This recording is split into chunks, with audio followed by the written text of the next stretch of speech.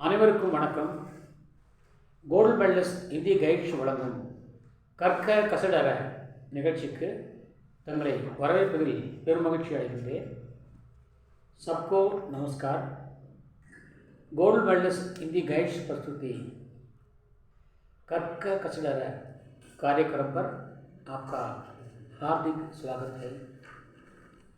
आज का कार्यक्रम है हिंदी भाषा के साहित्य के प्रमुख वाद जो अनेक कवियों ने इसके माध्यम से हिंदी साहित्य को और हिंदी भाषा को सजाया है, उनकी कुछ कृतियों के बारे में आज हम विचार विनिमय करेंगे. அன்பர்களே, ஹிந்தி இலக்கியத்தை கவிஞர்கள் பல வழிகளை அலங்கரித்திருக்கிறார்கள். அதிலே வாத் என்ற ஒரு கருத்து உண்டு. கவிஞர்களுடைய சிந்தனைகள் பல வகையிலே மாறுபட்டிருக்கும். அப்படி ஆதுனிக்கால் என்று சொல்லப்பட்ட தற்காலத்திலே கவிஞர்கள் வாத் என்ற ஒரு தலைப்பிலே பலவாறு தன்னுடைய கற்பனையை ஓடவிட்டிருக்கிறார்கள். நமக்கெல்லாம் ஒரு சிறிய பாக்கியத்தை அவர் தந்திருக்கிறார்கள். அதை பற்றி சற்று சுருக்கமாக பார்ப்போம். இலக்கியம் என்றால் என்ன என்று சொல்கின்ற பொழுது, சாகித்யம் என்றால் இலக்கியம்னு சொல்கிறோம் இல்லையா? சாகித்யம் என்றால் இலக்கியம். நான் இங்கே அதை பற்றி சுருக்கமாக சொல்ல போகிறேன். अंधकार है जहाँ वहाँ, अंधकार है जहाँ, अंधकार है वहाँ जहाँ आदित्य नहीं, मुर्दा है वो देश जहाँ साहित्य नहीं என்பார்கள். ஒரு பழமொழி பேசப்படுகிறது. अंधकार है वहाँ जहाँ आदित्य नहीं, எங்கே சூரியன் இல்லையோ அங்கே இருள் இருக்கும். अंधकार है वहाँ जहाँ आदित्य नहीं, अंधकार है वहाँ जहाँ आदित्य नहीं, எங்கே சூரியன் இல்லையோ அங்கே இருள் இருக்கும். கைவசப்பாடுவார், மழையில்லாமல் வளமில்லை, மழையில்லாமல் வளமில்லை, ஒரு விதியில்லாமல் பயிரில்லை என்பார். உழைப்பில்லாமல் உயர்வில்லை, உன் உயிரில்லாமல் நானில்லை என்று சூரியனை பற்றி பாடுவார், மழையை பற்றி பாடுவார். இங்கே எங்கே ஆதவன் இல்லையோ அங்கே வெளிச்சம் இல்லை இப்படி இருக்கும். அதே போல் எங்கே இலக்கியம் இல்லையோ அந்த நாடு இறந்துவிடும். முர்தாஹே ஓ தேஷ் ஜஹா சாகித்ய நஹி, எங்கே இலக்கியம் இல்லையோ அந்த நாடு வாழவில்லை, அந்த நாடு செத்துப்போச்சுன்னு அர்த்தம். முர்தாஹே ஓ தேஷ் ஜஹா சாகித்ய நஹி என்று சொல்வார்கள். நான் அதையே முன்னுரையாக சொல்கிறேன், பூமிக்காக சொல்கிறேன், ஆமுக் என்று சொல்கிறேன். சாகித்ய கி பரிபாஷா, சரி, டெஃபினிஷன் சொல்வார்கள். பரிபாஷா, இலக்கியம் என்றால் என்ன, அதற்கான விளக்கம் என்ன என்று கேட்டால், சஹ ப்ளஸ் ஹித்திய சாகித்ய. சாகித்ய என்ற வார்த்தையை நாங்கள் பிரித்து பார்த்தால் சஹ ப்ளஸ் ஹித்திய சாகித்ய. ஹித்தி என்றால் நன்மை, ஹித்தி என்றால் நன்மை தரக்கூடியது. சாய் என்றால் கூடவே இருக்கிறவன். இப்போது पढ़ते हैं हम लोग, स्कूल में पढ़ते हैं, सो पाठी हैं. पाठशाला, जहाँ हम पढ़ते हैं वो शाला पाठशाला है. जो वहाँ पढ़ते हैं वे पाठी हैं. अच्छा, हमारे साथ जो पढ़ते हैं वे सहपाठी हैं. हमारे साथ जो पढ़ते हैं वे सहपाठी हैं, அதாவது கிளாஸ்மேட் என்ற சொல்வாங்க ஆங்கிலத்திலே. अगर ये साहित्य, साथ रहकर हमारी भलाई करने वाला ही साहित्य होता है. நம்ம கூடவே இருந்து நமக்கு நன்மையை தருவதுதான் இலக்கியம் என்ற கருத்து சொல்லப்பட்டிருக்கிறது. சரி, சஹ ப்ளஸ் பாவக சாகித்யம். அதே போல் பாவ் என்றால் உணர்வுகள். நான் ஏற்கனவே சொல்லியிருக்கின்றேன், கவிஞர் गुप्तजी அவர்கள் சொல்வார்கள், वियोगी हुआ होगा पहला कवि, वियोगी हुआ होगा पहला कवि, आग से निकला होगा गान என்பார்கள். ஒரு முதல் கவிஞன் என்னவா இருப்பான், முதலில் அவன் பிரிந்திருப்பான். அவன் யாரையும் பிரிந்திருக்கான், ஒன்று அப்பாவை பிரிந்திருப்பான், அல்லது அம்மாவை பிரிந்திருப்பான், அல்லது மனைவியை பிரிந்திருப்பான், அல்லது காதலியை பிரிந்திருப்பான், அல்லது உறவுகளை பிரிந்திருப்பான், அல்லது நண்பர்களை பிரிந்திருப்பான். அப்போ என்ன வரும், ஒரு பெருமூச்சு வரும். அதுதான் ஏக்க பெருமூச்சு சொல்வார்கள். அந்த ஏக்க பெருமூச்சியை உணர்வாக மாறி எழுத்துக்களாக வடிவெடுத்து அது பாடலாக உருமாறு என்று சொல்வார் ஈஸ்வரன் குப்தஜி அவர்கள். வியோகி ஹுவா ஹோகா பஹலா கவி ஆஹ் அந்தோ என்ற வார்த்தை சே நிக்கலா ஹோகா கான் என்பார்கள். அதே போல நமது கதிர் சார் என் குருநாதர் பாடுவார், ஒருவரின் துடிப்பினிலே விளைவது கவிதையடா, இருவரின் துடிப்பினிலே விளைவது மழலையடா என்பார். ஆக கவிதை என்பது ஒருவருடைய துடிப்பில்தான் வருகிறது. அந்த பாவக சகபாவக சாகித்யம். ஒருவன் ஒரு பிச்சைக்காரன் ரோட்டில் வருகிறான், அவன் நிலைமையை பார்ப்போம் மிகவும் கருணையாக இருக்கிறது.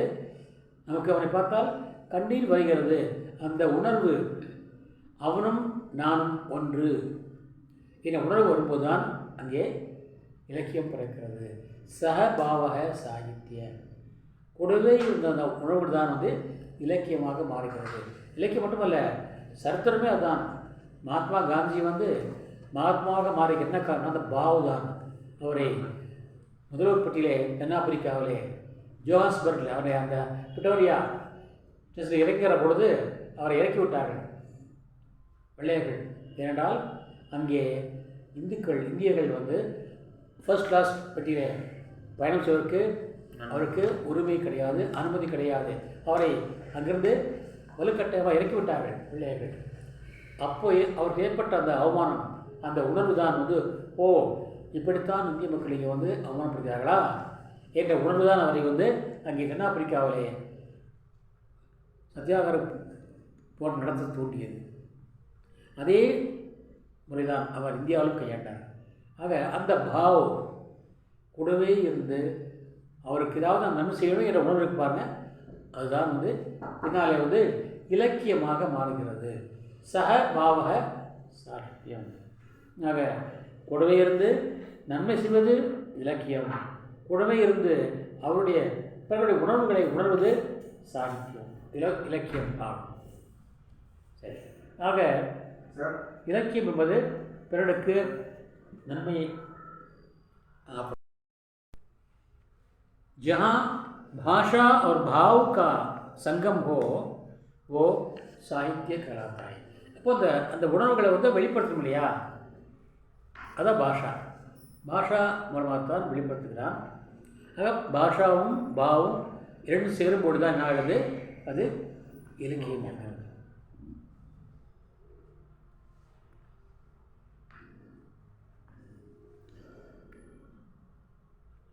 स्वाभाविक रूप से शब्द और सहित होते हैं, शब्द और अर्थ सहित होते हैं.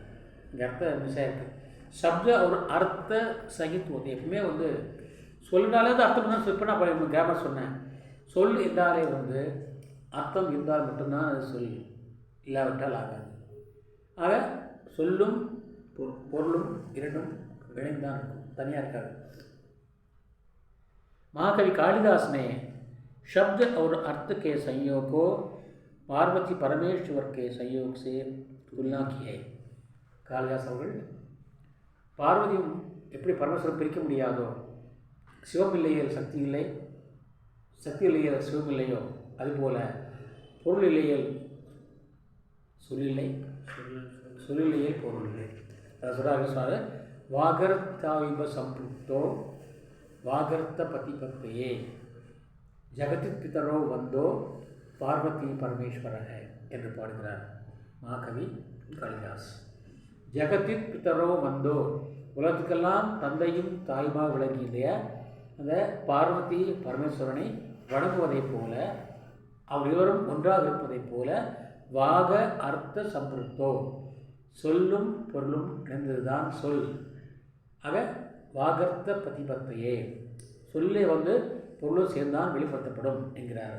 ஆக எப்படி வந்து பார்வதி பரமேஸ்வரிய சேர்க்கை இருக்கிறதோ அதுபோலத்தான் சொல்லும் பொருளும் சேர்ந்திருக்கும் என்கிறார் कालिदास।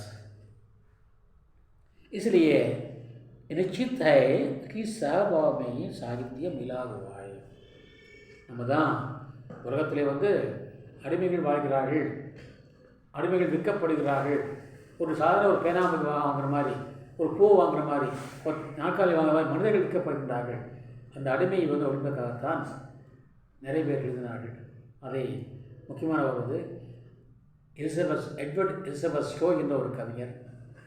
அவர் இந்த அடிமைக்கு எதிராக ஒரு பெரிய நூல் எழுதினார், அங்கிள் டாம்ஸ் கேபின் என்றதுக்கு பொருள். அந்த நூல் வந்து பெரிய புரட்சி ஏற்படுத்தியது. எல்லா மேற்கத்திய நாடுகளும் வந்து நடைமுறைத்துவத்துக்கு எதிராக ஒரு புரட்சி உருவாக்கியது அந்த நூல். அப்படி அந்த உணர்வுகள் தான் வந்து இலக்கியமாகிறது, உணர்வுகள் தான் காலத்தையே மாற்றி போடுகிறது. சரி, சாகித்யமே தர்ஷன் கா அனுபவம் சானகே. இலக்கியத்திலே வந்து தத்துவம் மிகவும் இணையற்ற ஒரு பொருளாக இருக்கிறது. பிலாசபி என்பார்கள், ஆங்கிலத்தை சொல்வார்கள் பிலாசபி என்பார்கள். தத்துவம் மிகுந்த முக்கியத்துவம் வைக்கிறது இலக்கியத்திலே. இன்றைக்கு நான் ஒரு ஒரு ஒரு பாடல் கேட்டேன். வீடு வரை உறவு, கவிஞர் கண்ணாசனுடைய பாடல். வீதி வரை மனைவி, காடு வரை பிள்ளை, கடைசி வரை யாரும்.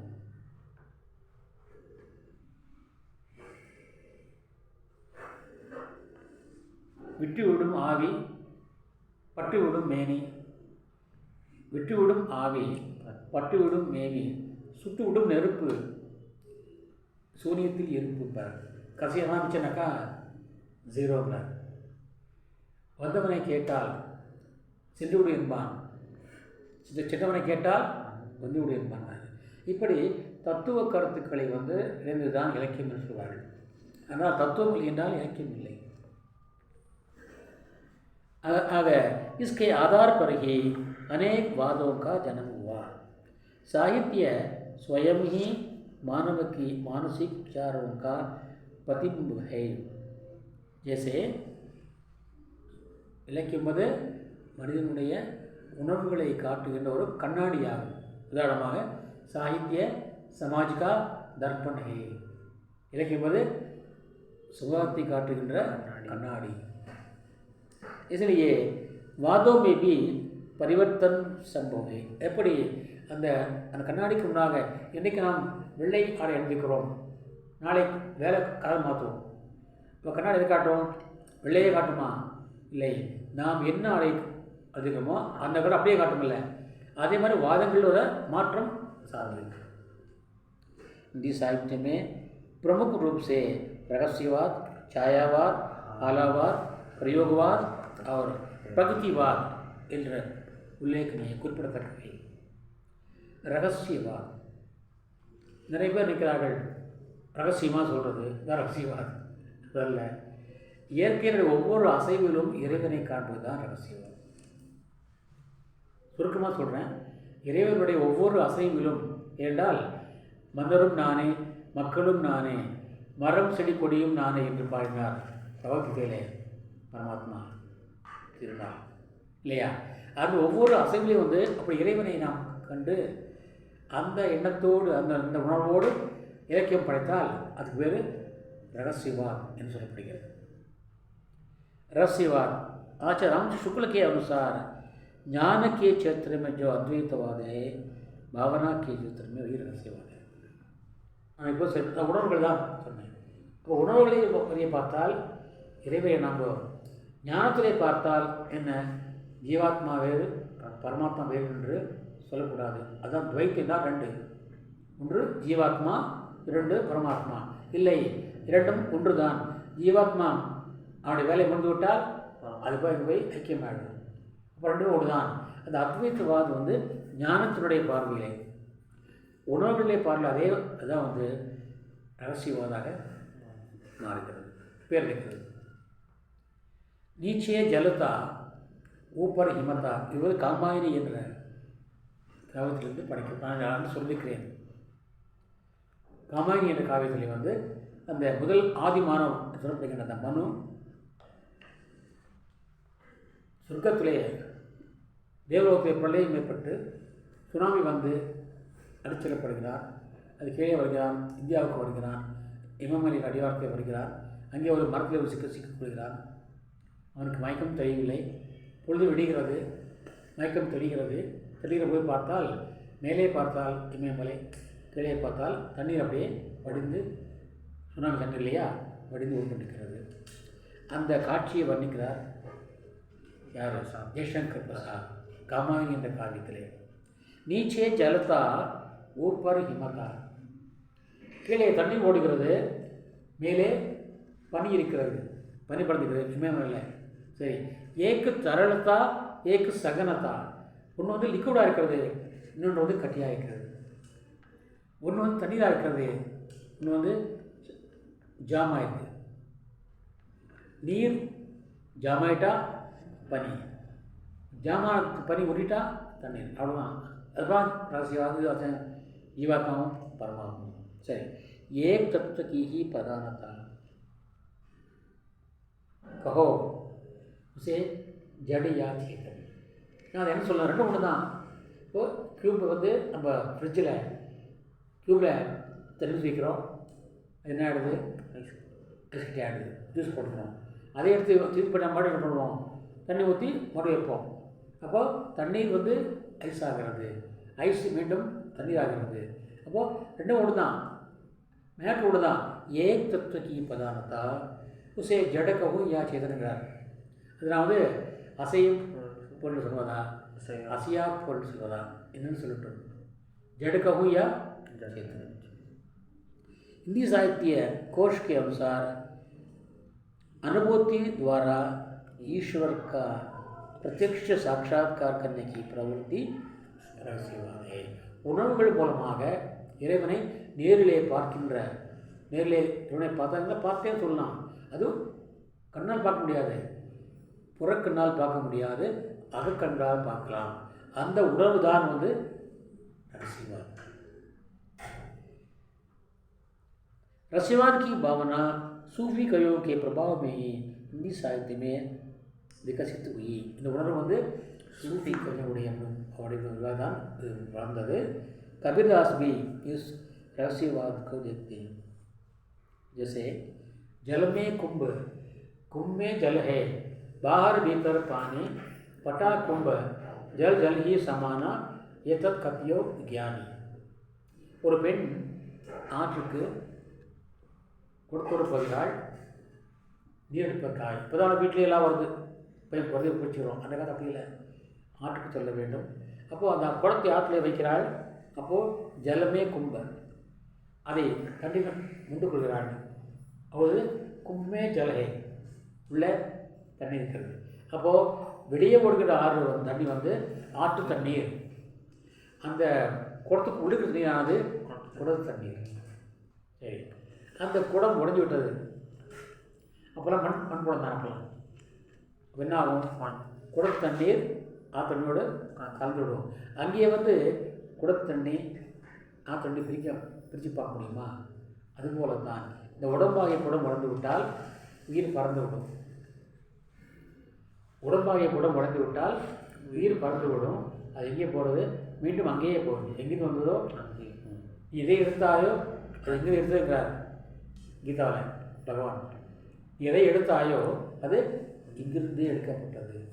அதனால் எதை இழந்தாய், இழப்பதற்கு ஏன் அழுகுற, ஏன் அழுகுற? நீ எது எதுவும் ஒன்றுதில்லை, எல்லாமே என்னுடையது, என்னுடையது அழகுங்கிறார். அதே போல் இங்கே வந்து இந்த கருத்து வந்து யார் சொல்கிறாரோ அதுதான் ஞானிங்கிறார். சரி, அடுத்தது மேல் சொல்கிறார். லாலி மேரே லாலுக்கு ஜித் தேக்கும் திதலால், லாலி தேக்கன மை சலி மை பி ஹோகி லால். எங்கேயும் கண் சத்தியடான்னு பாட்டார் பாரதிதாசன். எங்கேயும் கண் சத்தியடா. அப்போது எல்லா இடத்துலையும் பகவான் இருந்திருக்கிறார். கவிதா சொல்வார், கட்டு கட்டுமே ஓ சாயே ரம்தா, कटु को चटू बोल रहे बात, दो कट का पट बोल रहे, तो को पी मिलेंगे, तो को राम मिलेंगे, गट गट में वो साई रमता, कटु को चटू बोल रहे बात. ஒவ்வொரு உடம்பிலும் இந்த பகவான் இருக்கிறார். ஆகவே அவர் நீங்கள் இகழ்ந்து பேசாதீர்கள் யாரையும். அது வந்து இறைவனையே இகழ்ந்து பேசுவதைப் போல. அப்போது என்னுடைய இறைவனுடைய பெருமை மகிமை எல்லாருக்கும் இருக்கிறது. பகவான் வந்து நீக்கமர நிறைந்திருக்கிறார். ஆக லால் என்றால் பியாரா பேட்டா. கவிஞர்கள் இறைவனை பலவாறாக பாடுகிறார்கள். பாரதி உடத்துல கண்ணம்மா என் காதலிக்கிறார். கண்ணனை வந்து தன்னுடைய கதையாக சொல்கிறார். காற்று வெளியிடை கண்ணம்மா இந்த காதலை எண்ணி கழிக்கின்றேன். காற்று வெளியிடை கண்ணம்மா இந்த காதலை எண்ணி கழிக்கின்றேன். கண்ணனை வந்து காதலியாக பாடுறாரு.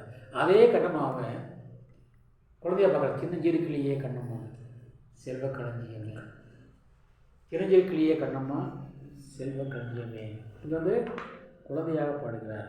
அதே பாரதியார் வந்து அதே கண்ணனை வந்து இங்கிருந்தோ வந்தான், இடைச்சாதி என்றான், மாடுகன்று மேய்த்து விடுவேன், மக்களை நான் காத்து விடுவேன், ஆன வயதுக்கு அளவில்லை, இருந்தாலும் எனக்கு நரைத்தரை தெரியவில்லை, கூலின்னு கேட்குறா என்று கேட்டேன்.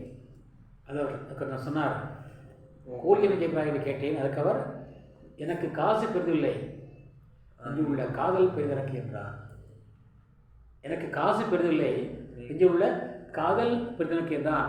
பண்டை பைத்தியங்கள் ஒன்றாகவே நான் இவனை ஆளாக கொண்டு விட்டேன். ஆளாகனா வேலைக்கார வச்சுட்டேங்கிறார்.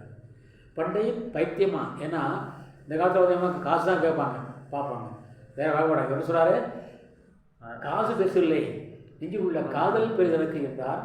பண்டை பைத்தியம் ஒன்றாகவே நான் இவனை ஆளாக, அது வேலையை ஆளாக வைத்து விட்டேன்னு சொல்கிறார் பாரதியார். இப்படி அதே கண்ணன் இங்கே என்னவாகிறார், காவியாகிறார், கடவுளாகிறான், குழந்தையாகிறான், அப்புறம் வேலைக்காரன் ஆகிறார். இப்படி கவிதைகள் பரவலே பார்ப்பார்கள். அப்படி இங்கே கவிதாஸ் பார்க்குறார், கண்ணனை தன்னுடைய செல்ல குழந்தையாக பார்க்கிறார். இப்போ நாம் ஒரு குழந்தைக்கு கொஞ்சம் பாரு கொஞ்சுவோம், வடா கண்ணா அடிமோம், வடா செல்லம், வடா தங்கம் என்போம் இல்லையா. அப்படி நார்த்தி அளவுன்னு லால் மகன், ஆவோ மேரே லால் பாரு. பெரும்பாலான மக்கள் வந்து பேர் கூப்பிடுவாங்க ஆவோ மேரே லால் மகன். இப்போ லால் என்றால் பியாரா பேட்டா, பகவான் மேரா பியாரா பேட்டா கவிதாசுக்கு. அவருடைய பெருமை லாலி, அவருடைய நல்ல மகிமா ஜித் தேக்கும் சித்தரால், எங்கு பார்த்தாலும் அங்கே கடவுள் இருக்கிறார், எங்கெங்கும் காணும் சக்தி இடம் பாடு மாதிரி, எங்கு பார்த்தாலும் இங்கே லால் பகவான் இருக்கிறார். அவருடைய பெருமை இங்கே இருக்கும். எங்கெல்லாம் லாலோ அங்கெல்லாம் பெருமை இருக்கும்ல. ஆக அவரை பார்க்க நான் போனேன். இப்படிங்கெல்லாம் மாணவர்கள் எங்களை பார்க்க வர்றீங்க, ஆசிரியர்களை பார்க்க வருகிறீர்கள். நீங்கள் கல்வி கற்று முடித்து விட்டால் நாள் நீங்கள் வந்து ஆசிரியராக, ஆசிரியை பார்க்க போய் நாளை நீங்கள் ஆசிரியராக பார்ப்பீர்கள். நான் வந்து அந்த பகவானுடைய பெருமையை தேடி சென்றேன், நானும் பகவானாக மாறிவிட்டேன். நானும் வந்து பகவானோடு ஐக்கியமாயிட்டேன். இதான் அர்த்தம். லாலி தேக்கன மைச்சலி மைவி ரோகினான், நானும் இறைவனோடு ஐக்கியமாயிட்டேன் என்று இங்கே அத்வைதவாத ரகசியவாத கருத்தை கவிதாஸ் மிக தெளிவாக சொல்கிறார். லாலி மேரே லாலிக்கு ஜித் தேக்கும் சித்தலால், லாலி தேக்கன மைச்சலி மைவி ரோகி लाल इंग्रज। भक्ति काल के कवियों ने संतों की वाणियों को तथा सूफियों की प्रेम पीर में रहस्यवाद का रूप मिलता है। प्रेम पीर बात इंगलाम अன்பு செலுத்தோ, प्रेम करियो ना सुख लगियो पर सूदास, प्रेम करियो ना सुख लगियो, இங்கெல்லாம் நம்ம யாருமே அன்பு செலுத்துகிறோமோ அங்கே அவருக்கு சுகம் கிடைக்காது. ஆங்கன்மே நீர் பகியோப்பார், கண்ணில் வரும் கண்ணி வரும்பார். அப்போ அன்பு செலுத்தும் போது இங்கே வந்து கண்டிப்பாக வந்து இன்பம் இருக்காது, துன்பம் தான் இருக்கும். அங்கே தான் இன்பம் இருக்கும். சுகராகம் சுகம்தானே என்று பாடுவார் பாலியல் வைரமுத்துவர்கள். சுகராகம் சுகம்தானே என்று வைரமுத்து பாடுவார். அப்போ சுகம்தான் சுகம் இருக்கிறது. இப்போது ஒரே அடியாகவோ ஸ்வீட் சாப்பிட முடியுமா? ஸ்வீட் சுகமானது தான், அதையே ஃபுல்லாக சாப்பிட முடியுமா? ஒன்று சாப்பிட்லாம். அதே காரமாக இருந்தால் நிறைய சாப்பிட்லாம். ஒரு காரமான ஒரு உணவை நம்ம நிறைய சாப்பிடலாம், ஸ்வீட்டு நிறைய சாப்பிட முடியுமா? அது போல தான் சுகராகம் சுகம் தானே. ஆக அவருடைய அந்த பிரேம் கி பீர் மே கபி சொல்வார், கபிரா சோயி பீர் ஹை ஜோ ஜானே பர பீர் பர். கபிரா சோயி பீர் ஹை ஜோ ஜானே பர பீர். அடுத்தவனுடைய பீர்னா வேதனையை எவன் அறிகிறானோ அவன் உண்மையான சாதுங்கிறார்.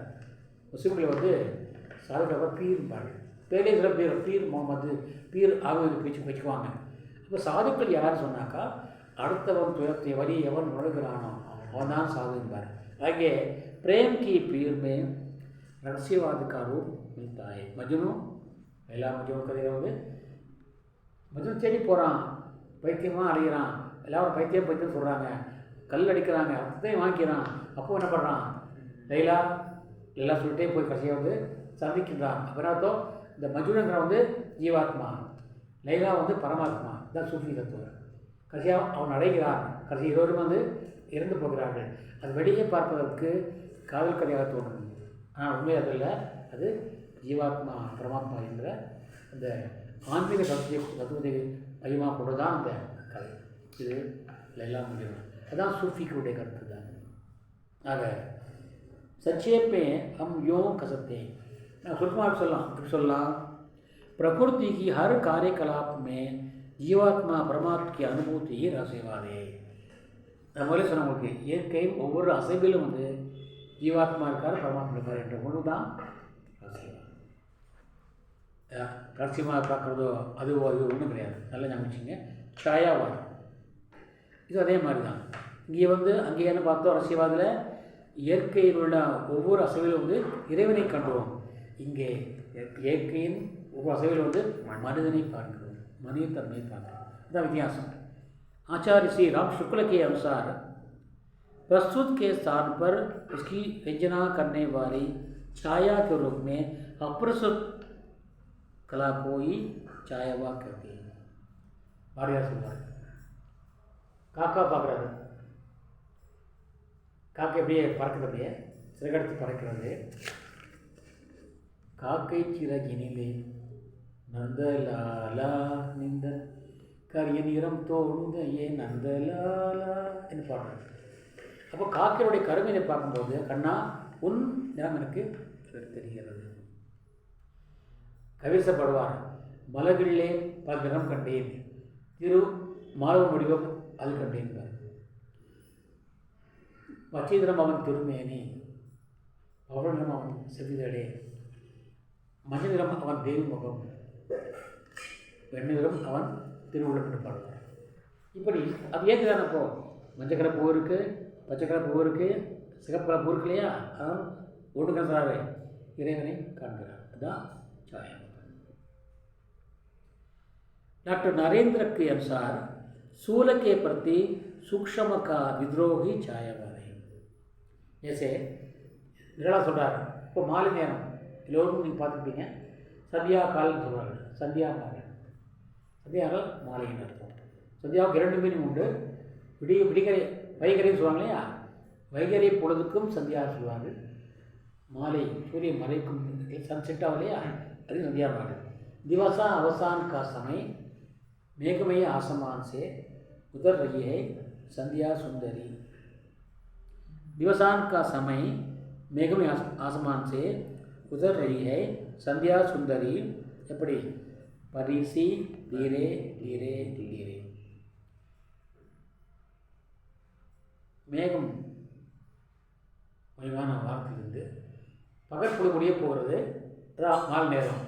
दिवसा अवसान के समय मेघमय आसमान से उधर இறங்கி வரலாமா, யார் வரலாம், சந்தியா எனும் சுந்தரி, மாலை என்ற கண்ணி, மாலை என்ற அழகி வருகிறா. எப்படி வர்றா, பரிசி லைக் ஏஞ்சல், ஏஞ்சல் மாதிரி தீரே தீரே தீரே, மெல்ல மெல்ல மெல்ல வரலாம். அவள் ஸ்பீடாக வரல, மெல்ல மெல்ல வரா. நீங்கள் இதெல்லாம் கவனிங்க, மாலை அப்படியே மெதுவாக அப்படியே கம்மியாகி இருக்கிறது, ஒரே ஸ்பீடாக வராது, மெல்ல தான் வரும். ஜெசே சூரியகாந்த் திப்படுறாள். சரி, கிரண் கா மானவீகரன், கிரண் கா மானவீகரன். இதை வந்து நான் ஏற்கனவே கவிதை பாடுவார், அந்த மேகம் வந்து மூடுதாமா. அது சொல்லாருனாக்கா அழகு மிகுந்த ராஜகுமாரி மேகமாக போகிறாள். அழகு மிகுந்த ராஜகுமாரி மேகமாக போகிறாள், ஜருகி நடியும் சேலை கொண்டு மலையை மூட பார்க்கிறாள். அப்போது சூரியன் மேகம் வந்து அப்படியே என்ன பண்ணுறது, அப்படியே கூடுக்கிறது வானத்திலே. என்ன பண்ணுறாரு கவியரசு கண்ணாசன், ராஜகுமாரி அம்மா என்ன போகிறா, மேகமாக மாறி போகிறாள். சரி, அவள் புடவை கட்டிருக்கா. அந்த புடவை பாடுறான்னு தெரியுமா, ஜரிகை பாடணும். ஜரிகை நான் மின்னும் இல்லையா. அப்போ மேகம் கரையை போய் என்ன பண்ண வார்த்தை என்னாகும், மின்னல் மின்னமல்ல, அது ஜரிகையாகும். அந்த மின்னுக்கின்ற மின்னல் தான் வந்து ஜரிகைங்கிறார். ஜரிகை நெடியும் மின் பார்த்தீங்கன்னா நீங்கள் அப்படியே பழைய தான் போகும். அந்த இது போகிற மாதிரி. இப்போ நம்ம கார்டியோகிராஃபர் போதில் இது இதே அப்படியே போகும் இல்லையா, அதான் மேகம் போகுது. ஜரிகை நெடியும் சேலை கொண்டு மலையை மூட மலை மூடும் மலை முடிச்சு போகல. க்ளவுட்ஸ் வரும்போது நான் ஆட்டோமேட்டிக்காக வந்து மலை அப்படியே உள்ள முடிக்கணும், மலையை மூட பார்க்கிறான்றார். அதுபோல் இங்கே கிரண் கா மாணவி கிரண் சன் ரேஸ் இருக்கு இல்லையா, அது சொல்கிறார் பாருங்கள். அருள் சிஷுக்கே முக்கு பர் சவிலாஸ் சுனகலி லட்டு குங்குராலி காந்த். ஒரு அருள்னா சூரியன், சூரியனுடைய ஒளி எப்படி வருதாமா அந்த காலையில் ஒரு குழந்தையுடைய முகத்தில் அந்த முடி இருக்கும் இல்லையா, அப்படியே கீழே வந்திருக்கும். பார்க்க பாருங்கள் அந்த பாருங்கள். ஆக்சுவலி குழந்தைய பாருங்கள், அந்த முடி எப்படி இங்கே வந்திருக்கும், இப்படி இங்கே வந்துருக்கும். பெரும்பாலும் பார்க்கலாம், குழந்தைங்களுக்கு பாருங்கள் இப்படி இருக்கும். அந்த குழந்தைய முகத்திலே வந்து அந்த முடிகள் அப்படியே விழுந்திருக்கும். அது ஒரு தனி அழகை தரும். அருணுக்கே முக்கப்பாரு சவிலாஸ் சுனகலி லட்டு. அந்த அந்த இது எப்படி இருக்காமா, பிளாக்கா இல்லையாம்மா, புனிதமாக இருக்காமா. சுனகலி லட்டு. அப்புறம் குங்குராலி, அந்த முடி எப்படி இருக்கிறது, சுருண்ட முடி, குங்குராலி காந்த். நாஸ்தியோ எஸ்ஏ தும் கோன். அந்த முடியை போல் ஆடுகிறாயே, காற்று அப்படியே ஆடும், அப்படி ஆடும் அந்த முடி. அப்போது தும் கோன். உஷாக்கே ஆஞ்சல் மே அஸ்ராந்த். காலை கண்ணியினுடைய உஷா என்றால் காலை கண்ணி. காலை கண்ணினுடைய முந்தானைக்குள்ளே வந்து நம்பியிருக்கிறாய், நீ வந்து ஓய்வெடுக்காமல் இருக்கிறாய். அஸ்ராந்த், ஸ்ராந்த் என்றால் டயர்டு, அஸ்ராந்த்னா களைப்பே இல்லாமல். ஏன்னா காலை வர்ற சூரிய கிரணங்கள் வந்து மாலை வரைக்கும் அது தொடர்ந்து தன் ஒளியை கொடுத்துக்கிட்டே இருக்கும், இன்னும் களைப்பே கிடையாது. சுமன் மந்திருக்கே கோலோத்வார் நல்லா சொல்கிறாங்க. ஜகை பெருமஹா சோயா வசந்த. இப்போ நாங்கள் எப்போ எழுந்திருக்கிறோம், வீட்டில் அம்மா எழுப்பி விடுவாங்க, ஏய் பாடுறா சஜி பாடுறா, உங்களோட லெட்டர்ஸ்லாம் வந்து பாடுறேன், சூரிய வச்சு வந்து பாடுறேன். எங்கள் அம்மா பேர் இருக்கும், சூரியன் பாடுறா, பட்டர்ஸ் சுடுது பாடுறா, அவனை எந்திரா சுடுது பாடுறா நம்ம, அப்படியே தொட்டு வந்துருப்பான். ஜெகத்தான் சூரியன் வந்துருக்கும், அது விழுந்து அதிக நாள் நேரம் வாங்கியிருக்கும். அது மாதிரி நாம் தூக்கிட்டு இருக்கோம், நம்மளை அது இது எழுப்புது. சன் ரேஸ் கிரண் அம்கோ ஜகாத்தியே. அதே மாதிரி பூ வந்து மலர் இருக்கு இல்லையா, தூக்கிட்டு இருக்காமா, அதை எழுப்புதாமா போய். இப்போ சன் ரேஸ் பட் தாமரை என்ன அது மலர்கிறது. சுமன் மந்திருக்கே கோலோத்வார். பூ என்ற கோயில் இது தூங்கிட்டு இருக்கு. இந்த கோயிலை தரையா அப்புறம் பகவான் பார்க்க முடியும். சுமன் மந்திருக்கே கோலோத்வார்கள். அப்போது இங்கே இயற்கையோடு மனிதனை பார்க்க. सुमन मंदिर के गोलोद्वार तुलना। यहाँ तमिल कवि श्री कन्नदासन और वैरमुत्तु की कविताएं उदाहरण स्वरूप दी गई हैं. सही अर्थது நான் சொன்னேங்க, மேகமன்கர் आती है हरी जरी युक्त साड़ी को पाड़ को छुपाना चाहती है. அடுத்தது பொன்மாலை பொழுது வானமகள் நாணுகிறாள் வேறு உடை பூணுகிறாள். இது ஒரு பொன்மாலை பொழுது. வானமகள் நாணுகிறாள் வேறு உடை பூணுகிறாள். இப்போ வானம் என்ன கலராக இருக்கும், நீராக இருக்கும், எல்லோவாக இருக்கும், இது ப்ளூவாக இருக்கும், லைட் ப்ளூவாக இருக்கும். பேர் ஸ்கை ப்ளூ சொல்லுவாங்க இல்லையா, ஸ்கை ப்ளூன்னு பேர் இருக்குது. நீர் கலராக இருக்கும். ஆனால் ஈவினிங் என்ன தெரியுமா, அது கலர் மாறும். என்ன வைக்கப்படுறாங்கன்னா அந்த வெக்கப்படுறதுனால அவளுக்கு வந்து மோசம் வந்து போதாமா. அந்த வானமகள் நாணுகிறாள், வேறு உடை பூணுகிறாள். இது ஒரு பொன்மாலை கொடுத்திருந்தார்.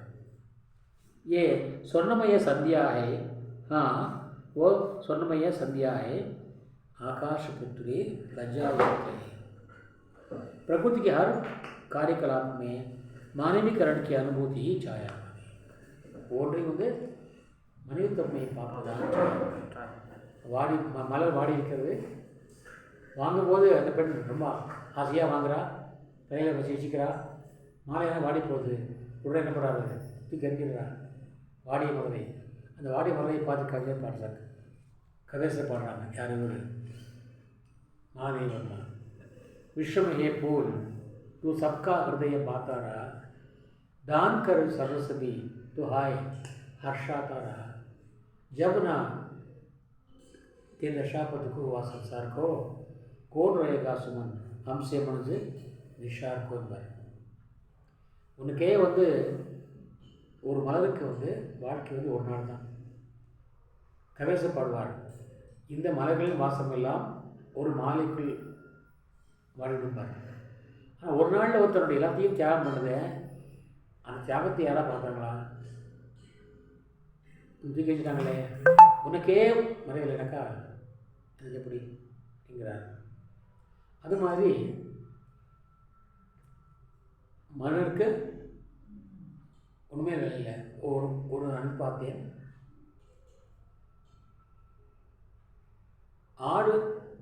ஆட்டுக்கறி கிலோ 800 ரூபாய், கோழிக்கறி கிலோ 600 ரூபாய் என்று கொடுக்கப்பட்டேன். மனிதனுக்கு விலை 1 ரூபாய். இறந்த உடனே விற்கிறான். அது மாதிரி அவன் உருவதமானது. அவன் யாரும் உதவாத அந்த மனிதனுக்காக இந்த ஆளை யார் இருக்கிறார்கள். இப்போ அந்த பூவில் விட்டு யார் பார்க்குறாரு? மனிதனை பார்க்குறாரு, மானவ பார்க்குறது. சரி, प्रमुख कवि जयशंकर प्रसाद, चिंतानंदन पंत, सूर्यकांत त्रिपाठी निराला, श्रीमती माधवी वर्मा छायावाद के स्तंभ माने जाते हैं. पंत, प्रसाद, निराला, माधवी वर्मा சுருக்கமாக பண்ணுங்க கேட்பாங்க. அது முக்கியமாக பிரவீன் உத்தராத மாணவர்களை உங்களை பார்த்து வயோவில் கேட்பாங்க. மௌखिक पूछा पूछेंगे கேட்பாங்க. छायावाद और रहस्यवाद के प्रमुख स्तंभ कौन कौन கேட்டால் நீங்கள் சொல்லுங்கள். पंत, प्रसाद, निराला, महादेवी वर्मा. सरी, रहस्यवाद क्या है? रखा प्रकृति की हर कार्यकलापों में जीवात्मा परमात्मा को देखना रहस्यवाद है. छायावाद क्या कहता का प्रकृति के हर कार्यकलापों में मानवता को देखना छायावाद. सुना कापी आடுவார் கொடுத்துவார். அடுத்தது பிரகதிவாद. இந்த பிரகதிவாத நாட்டு விடுதலைக்கு அப்புறம் வந்தது. இந்த छायावाद, இந்த பிரயோகவாதம், அப்புறம் இந்த ஆசிர்வாதம் எல்லாம் அந்த ஆங்கில கவிஞருடைய பாணியை ஒட்டி வந்தது. இது வந்து பிரகதிவாதங்கள் வந்து நாடு வந்து விடுதலை அடைந்துவிட்டது, எப்படி முன்னேறணும் என்ற கருத்தை, முன்னேற்ற கருத்தை அடிப்படையாக கொண்டாடுறது தான் பிரகதிவாद. இங்கே राजनीति में जो मार्क्सवाद है वही साहित्य में प्रगतिवाद है. அரசியலே இதெல்லாம் மார்க்ஸ்வாதம். அதான் முன்னேற்றுவது பிரகதிவாதம். அது முன்னேற்ற கருத்துக்கள், சிந்தனை கருத்துக்கள். அதாவது கார்ல் மார்க்ஸ் அவர் தத்துவமானது முன்னாடி வந்து கம்யூனிசமாக தான் இருந்தது. பெரிய புரட்சிக்கு வித்திட்டது. பிறகு ரஷ்யா வந்து புரட்சி செய்து இன்றைக்கு இறை நாடாக மாறியிருக்கிறது. भक्तिवाद का मूल उद्देश्य समाज में आर्थिक असमानता के स्थान पर समानता कायम करना. நாட்டிலே வந்து சமுதாயத்தில் வந்து பொருளாதார சமத்துவம் இன்மையை அகற்றி சமத்துவத்தை உருவாக்குவதுதான் மார்க்ஸ்வாதம். அதுதான் பிரகதிவாதம். हर व्यक्ति के अपनी क्षमता और योग्यता के अनुसार विकास पाने तथा सभी आधारभूत की स्थापना करना है. பிரகதிவாத की ஜாங்கி. அதாவது ஒவ்வொரு மனிதனும் தன் தகுதிக்கேற்ப, திறமைக்கேற்ப அவனுக்கு வந்து அந்தஸ்து தரப்பட வேண்டும், அவனுக்கு மதிப்பு அளிக்கப்பட வேண்டும். அதை அளிப்பதுதான் அந்த கருத்தோடு எழுதுவதுதான் प्रकरण। उदाहरण पारुंगल, शोषण की सभ्यता के नियमों के अनुसार बनी हुई संस्कृति के तिलस्मी त्याग चक्रव्यूहों में फंसे हुए प्राण सब मुझे याद आते हैं। तो ये गजानन माधव उक्ति हो। शोषण की सभ्यता के नियमों के अनुसार எங்கே பார்த்தாலும் சுரண்டல் இருக்கிறது, அதுவே இன்றைக்கி நாகரிகமாக போச்சு. இன்றைக்கி வந்து தப்பான பிள்ளை படம் உடன் செல்லும் சேர்த்துருப்பான் கேட்டால் சொல்லுவாங்க என்ன மகராசன், என்னப்பா மகராசன், காரில் போகிறான், கப்பலில் போகிறான், ஃப்ளைட்டில் போகிறான். அடிப்படை என்ன? நேர்மை இல்லை, பிறடை சுருண்டி வாழ்ந்தான். அதான் இன்றைக்கி இருக்குது.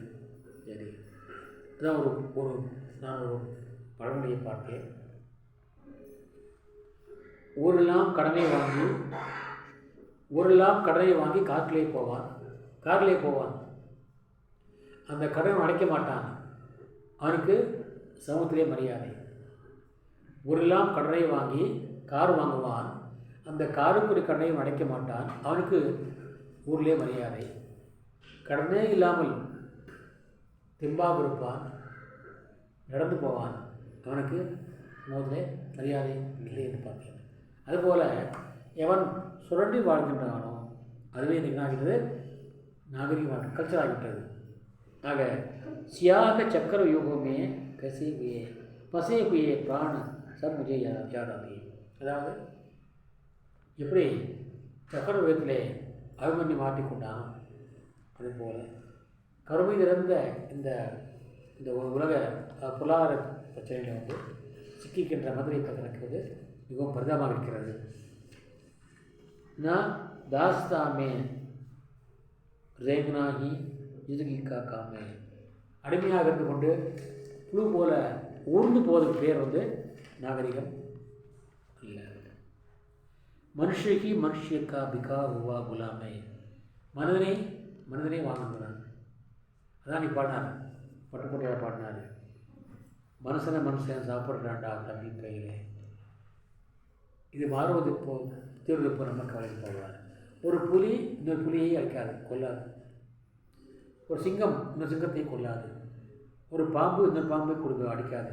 ஆனால் மனுஷன் அடிக்கிறான், மனுஷனை கொள்கிறான் இல்லையா? யார் சொல்கிறாங்க? கேதார்நாத் கிட்டக்கிறவா.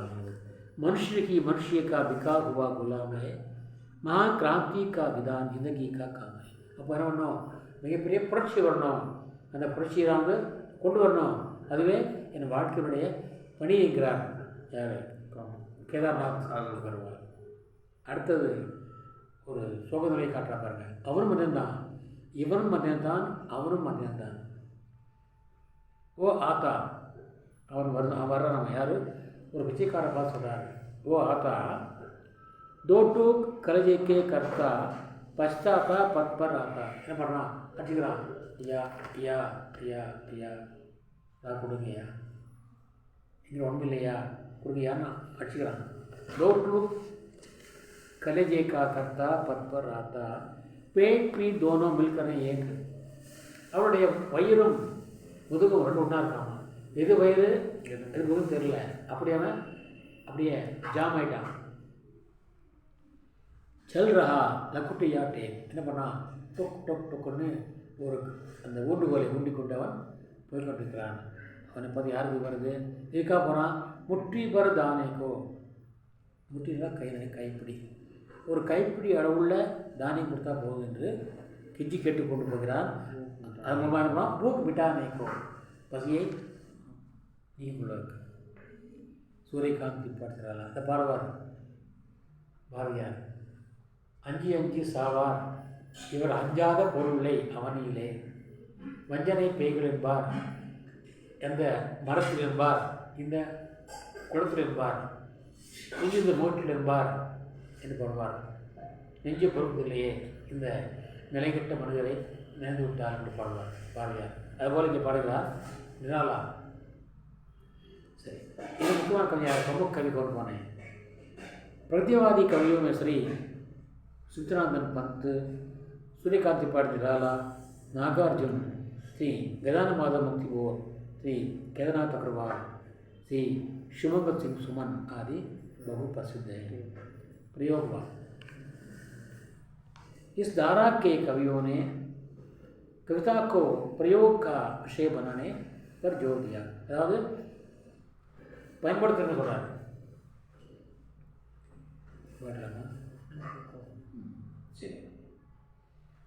अतः नई वस्तु के अन्वेषण को प्रक्रिया को प्रयोग करते हैं. புதிய பொருளை வந்து ஆராய்ச்சி பண்ணுறது இதுதான் வந்து பிரயோகம் சொல்கிறார். அப்புறம் நம்ம இதில் லேபில் போகிறோம், கெமிஸ்ட்ரி லேபு, ஃபிசிக்ஸ் லேப் என்ன பண்ணுறோம், புதுசாக ஆராய்ச்சி பண்ணல, அது பேர் प्रयोग தான் प्रयोग. हिंदी साहित्य में श्री प्रयोगवाद का प्रचलन श्री अज्ञेय द्वारा स्थापित तार सप्तक से माना जाता है. प्रयोगवाद में मध्यवर्गीय समाज की प्रधानता दी गई. इसकी रचनाओं में सामाजिकता और साधारणीकरण की उपेक्षा मिलती है. जैसे सिर्फ समर्पण है हमारा, हम सदा से द्वीप हैं. ஒரு தீவு சொல்லுதாமா, தீவு என்ன பண்ணுறோம், சிர்ஃப் சமர்ப்பண் ஹே, நான் வந்து பர்மனெண்ட்டாக நாங்கள் இல்லாமல் இது பண்ணிட்டு என்ன பண்ணுறோம், அர்ப்பணிச்சிட்டோம், டெடிக்கேட்டட் பர்சன் தான். सिर्फ समर्पण है हमारा, किंतु हम भक्ति नहीं है. ஆனால் நான் வந்து தண்ணி வந்து ஆக்சுவலாக தாங்குவோம் தவிர ஓடி போக மாட்டோம். என்ன பண்ணுவோம், எழுத்து நிற்போம், அங்கேயே நிற்போம். ஏன்னா நாங்கள் டெடிகேட் பண்ணுறோம் சொல்லுவாங்க. டீச்சர்ஸ் வந்து டெடிகேட் பண்ணு சொல்லுவாங்க. டீச்சர்ஸை நீங்கள் அர்ப்பணிக்கணும்னு சொல்லுவாங்க. எந்த ஒரு காரியத்தை வந்து அர்ப்பணிப்பு செஞ்சாக வந்து அது கண்டிப்பாக வந்து வெற்றி பெறுப்பாங்க. சரி, क्योंकि நான் விட மாட்டோம். ஏன் தெரியுமா, பஹனா ரேட் போனா தீவு தண்ணீர் அச்சுப்படையாக தெரியுமாது என்ன ஆகிடும், நாங்கள் மணலாக மாறிடுவோம். மணல் என்ன தெரியுமா, அப்படியே பிரிஞ்சு போவோம். அப்போது நம்ம சிதறி போவோம், ஒற்றுமையாக இருக்க மாட்டோம். ஹம் பஹேங்கே தோ ரஹேங்கே நஹி, அப்படி நம்ம போயிட்டா ஃப்ளோனாக என்ன பண்ணுவோம், இருக்க மாட்டோம். என்ன பண்ணுவோம், பயிர் உக்கடேங்கே, கால் தடுமாறும், கால் தடுமாறுனா கீழே விழுந்துருவோம், ஓடி போடுவோம். லாவன் ஹோகா, இது வரும், என்ன வரும், சுழல் வரும், தண்ணிக்குள்ளே வந்து சுழல் வரும். और बहेंगे सहेंगे पक जाएंगे, லாடியும் சேர்த்து போவோம், ஆனால் ஓடி போடுவோம். நம்ம இருக்கும் என்ன பண்ணோம், நம்ம ஃபேஸ் பண்ணி மோதி திவாகவே இருக்கிறோம்ங்கிறார். हालांकि श्री हरिवंश राय बच्चन के हालावाद के प्रवर्तक हैं.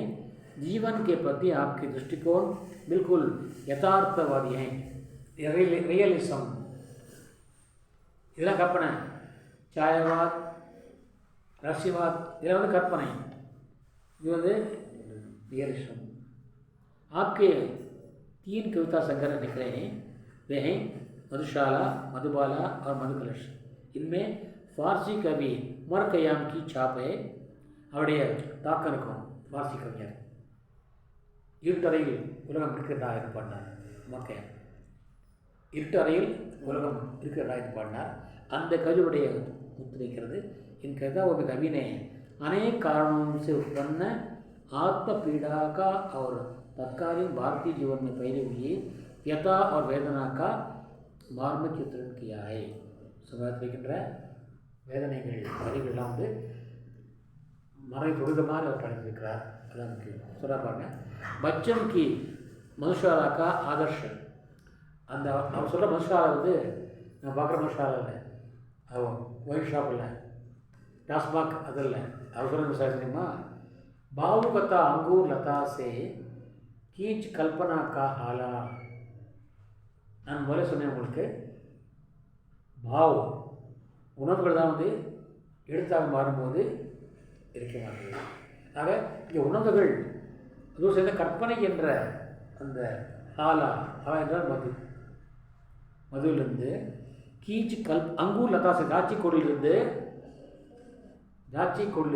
உணவுகள் என்ற தாட்சி கொடிலிருந்து கீச் கல்பனாக்கா ஹாலா, கற்பனை என்ற மது மட்டும் அப்படியே உருக்கி எடுக்கிறான், உருக்கி இருக்கிறான், செஞ்சு போட்டு நம்ம எடுத்து கவி பன்கர் சாக்கி பூமையாய். சாக்கி என்றால் இந்த காலத்தில் வந்து மன்னர்களுக்கெல்லாம் நிறைய உட்காந்துருப்பாங்க, பணிப்பெண்கள் வந்து அந்த மதுவை ஊட்டி கொடுப்பாங்க, ஆனால் சாக்கின்னு சொல்லுவாங்க. சொல்லுறா இப்போ வெயிட்டர்ஸ் மாதிரி நிற்போம், இப்போ ஹோட்டலில் யார் சப்ளை பண்ணுறாங்க வெயிட்டர்ஸ் இல்லையா, அது போல தான் அங்கே சாக்கிங்கிறது. அங்கே நான் வந்து அதாவது கவிஞனாகி நான் வந்து என்ன பண்ணேன்,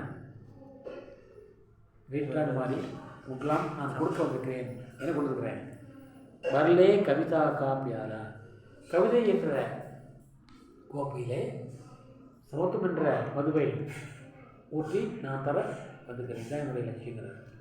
சரி, வேறு சொல்கிறாரு, पंडित मोमिन पादरी का जो पंदा जो काट चुका स्वागत उसका करती मेरी माशाल्लाह. இங்கே வந்து பந்தா இல்லை, पंडित मोमिन पादरी का पंदा जो काट चुका. இந்துக்களில் வந்து பண்டித்துங்கிறாங்க, முஸ்லீமில் வந்து ஃபாதருங்கிறாங்க, முஸ்லீமில் வந்து மோமின்ங்கிறாங்க, கிறிஸ்டியானில் வந்து ஃபாதருங்கிறாங்க. இதெல்லாமே வந்து அந்த பந்தா, அந்த வந்து கைராமா, அந்த கயிற்றை வெட்டிவிட்டு நான் இதுவும் இல்லை, நான் முஸ்லீம் இல்லை, நான் கிறிஸ்தவம் இல்லை, நான் மனிதன் என்ற ஒரு நிலையை உருவாக்குவதுதான் மேரி மதுஷாலா, என்னுடைய சமுதாயம், என்னுடைய மதுஷாலா. அங்கே வந்து ஜாதி இல்லை, மதம் இல்லை, எந்த பிரிவும் இல்லை. இன்னும் சொல்ல பாருங்கள், துடுவாத்தே மந்திர் மஸ்ஜித் மேல் கராத்தி மேரி மதுஷாலா. எல்லோரும் இந்துக்கள் வந்து முஸ்லீம் கோயில் அடிக்கிறான், சர்ச் அடிக்கிறான், இதை மாஸ்க் எடுக்கிறான், முஸ்லீம் வந்து கோயில் இருக்கிறான், தொடுவாத்தை இடிக்க செய்கிறார்கள், இடிப்பதில்லை, இடிக்க வைக்கிறார்கள், மந்திர் மஸ்ஜித். ஆனால் என்னுடைய மஷாலா என் கவிதை வந்து மேல் கராத்தி, அவளை சேர்த்து வைக்கிறது, கொண்டு சேர்க்கிறது.